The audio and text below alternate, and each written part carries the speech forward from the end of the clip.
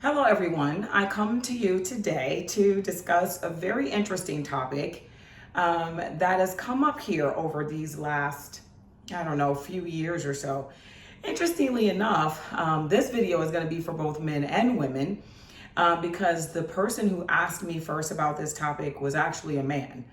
And the question is, do I believe in it?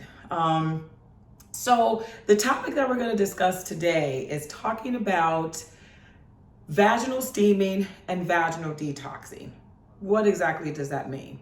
Well, interestingly enough, I was just as clueless as anyone else when it came to that actual question. So when the friend of mine actually asked me that question, I had to go and look it up because I didn't even know it was a thing. But apparently it is a thing. So the concept behind vaginal steaming is you basically sit over a steam pot, basin, whatever you want to call it. Some spas do it. I don't even know how the spas really do it besides having somebody sit over a basin. There's the DIY, do it yourself at home kind of kit. And so the concept is that you put these herbs and you let them steep in warm water for a period of time. And then you sit over the top of that basin. And once you sit over the top of that basin, all of those herbs and the aromatherapy from that is supposed to actually somehow get into the vagina and then go into the uterus and then make all of it very happy. So there is no medical evidence that this is actually helpful at all. And the reason why I would say is a debunked thing, more so, it's probably placebo effect when women actually do get some benefit from it, if they think that they get a benefit from it. But I'm going to tell you why. The vagina is not an open organ. It does not have a hole that gapes open like this, okay? So at the top of that hole, right up there, is the cervix, all right? So if this is the opening of the vagina, the cervix is going to be all the way up here. Usually the typical length of a vagina is about 9 to 10 centimeters, okay? So that tells you, now that doesn't mean that everybody's like that. That's just an average, right? So, but still in all, that tells you that that's almost the length of a ruler. So then if the vagina is not an open hole that you can actually see through and actually look up to the uterus, and it's more so of a hole where there is collapse, this is what creates sort of that comfort for men when you're actually having sex, is that the vagina kind of hugs everything, right? Because all the walls collapse down on one another. But it also allows the collapsing of those walls, allow them as time goes on to stretch when it's necessary to have a baby, right?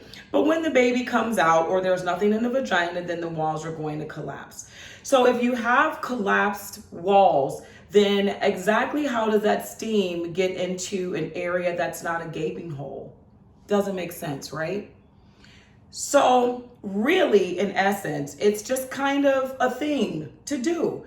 And if anything, if you want to do something herbal for the body, you can actually consume some of these herbs. There are consumable herbs. I think there was one kit that had like basil and, all of these other kinds of things. There are companies that make essential oils that can be consumed. And if you want the benefits of that, then that's all you have to do is go and order the consumable essential oils and get the benefits that way. Now, detoxing. Okay, so we've already had the segment talking about leaving the vagina alone and trying not to do things to the vagina that doesn't necessarily need to be done. The body knows what to do on its own most of the time, unless things are thrown off. So there are companies, and I'm not going to mention any of them here because I don't know that I necessarily endorse them, but there are companies that make vaginal pearls, and these pearls are made up of different things. Frankincense is in one of them, or there's some other herbal things that are in there. The question becomes is, if you consume them, like I said before, if you consume some of these things that might be consumable, by the mouth, then why necessarily put them in the vagina? Because the other thing is once again, you can throw off the vaginal pH one way or the other, more acidic, more basic, and that can foster a nice environment for yeast, or it can foster a nice environment for bacterial vaginitis, or the bacteria that causes bacterial vaginitis. So then it becomes a situation where you thought that you were doing something good for your vagina, when in actuality you kind of threw her off, and that may lead to more harm than good at the end of the day. So my take is men, if you want to buy your wife a gift certificate for something to do, I probably wouldn't get her the vaginal steaming one. She might take it a little personal, but at the same time, the concept behind it, there is no medical evidence that it really works to do anything. The benefits of it, is it relaxing in terms of the mind and all of that kind of stuff? Yes, but there are so many other things that we can get done to relax, right? Or we can have done to get relaxed, or participate in to be relaxed. So the other thing is I don't know that people need to run out there and start getting these vaginal pearls and different things like that. I don't know that there's any significant benefit to them besides the possibility of creating an environment of chaos in the vagina. If in fact these things don't help to maintain or, balance the pH. And then we just have to understand our anatomy as women. Steam can't get through a closed hole. It just simply can't. And so, you'd have to essentially have an instrument that blows steam into the vagina to open up those collapsed walls to get it in there. And then now we're introducing something completely different. And I definitely wouldn't be going to a spa or anything like that, having them put things into my vagina when we don't know how they clean that stuff and all of that.